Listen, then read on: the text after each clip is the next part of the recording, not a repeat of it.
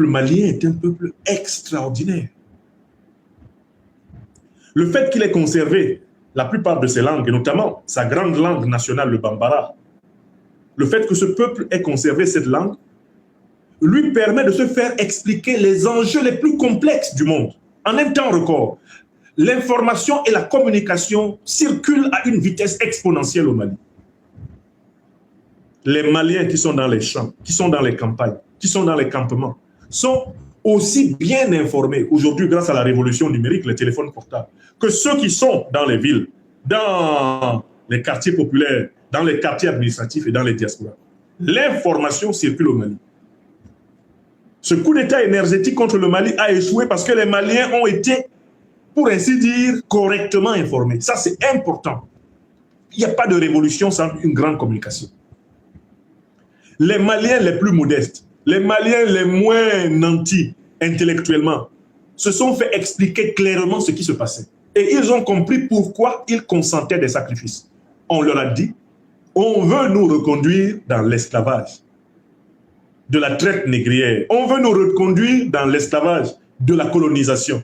On veut nous reconduire à l'époque où nous n'avions même plus une armée et où nous étions contraints de supplier la France, l'Union européenne, supplier l'ONU pour vivre chez nous.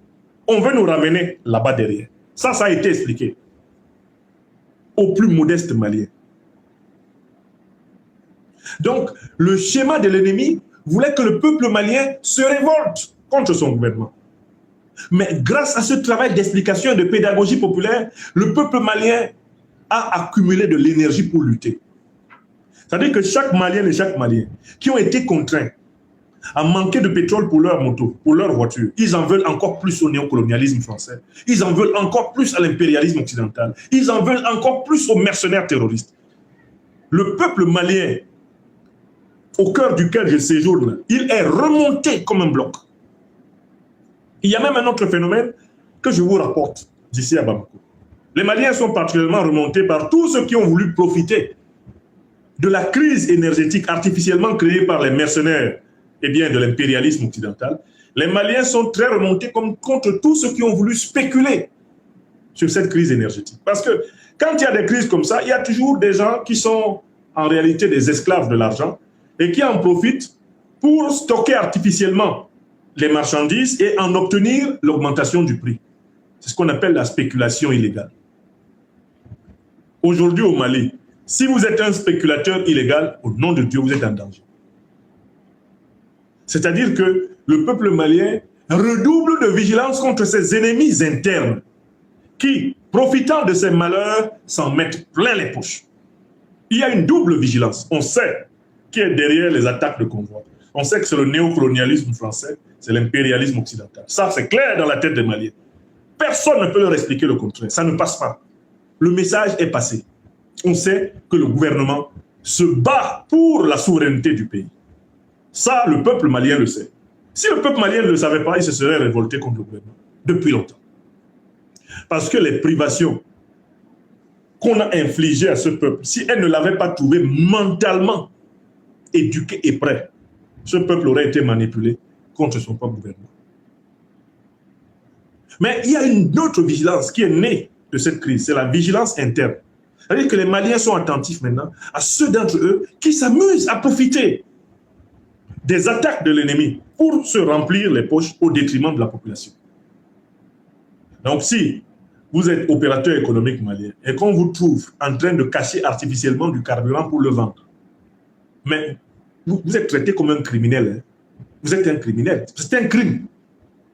Parce que les terreaux impérialistes ne peuvent pas être en train d'essayer d'étouffer le pays pendant que vous voulez profiter de cela pour augmenter vos recettes de manière artificielle et abusive.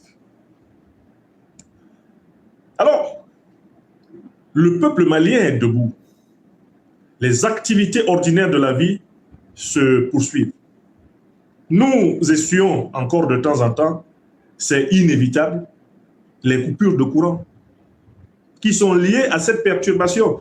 J'étais là au mois d'août, au mois de juillet, où on était déjà à 20 heures d'électricité par jour.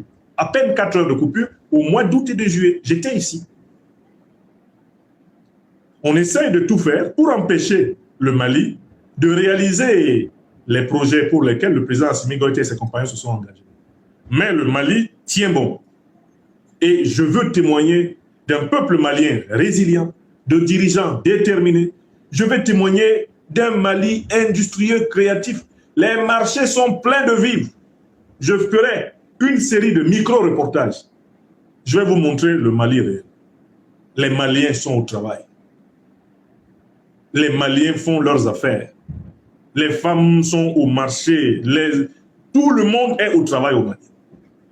Il y a des heures même auxquelles la ville grouille de tellement de monde que si vous sortez à ces heures-là, vous risquez de passer un temps fou dans les embouteillages.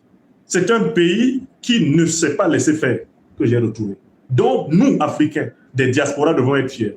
Parce que quand vous voyez le plan qui a été monté contre le Mali, vous mesurez eh bien, le degré de résilience et d'exemplarité des dirigeants maliens. Alors, je finis par ce point-là. Quel est le grand événement? Le blocus énergétique là qu'on a tenté contre le Mali. J'espère que vous savez pourquoi on a fait ça. On a fait le blocus énergétique, on a tenté de bloquer, de faire un coup d'État énergétique contre le Mali, parce que le Mali doit accueillir des 22 au... Le Mali doit accueillir des 22 au 23 décembre prochain. Le Mali accueille justement, la conférence des chefs d'État, de l'Alliance des États du Sahel. C'est pour empêcher cette conférence de se tenir, que ce plan de blocus énergétique a été ourdi par les néocolonialistes et leurs suppôts, les impériaux terroristes.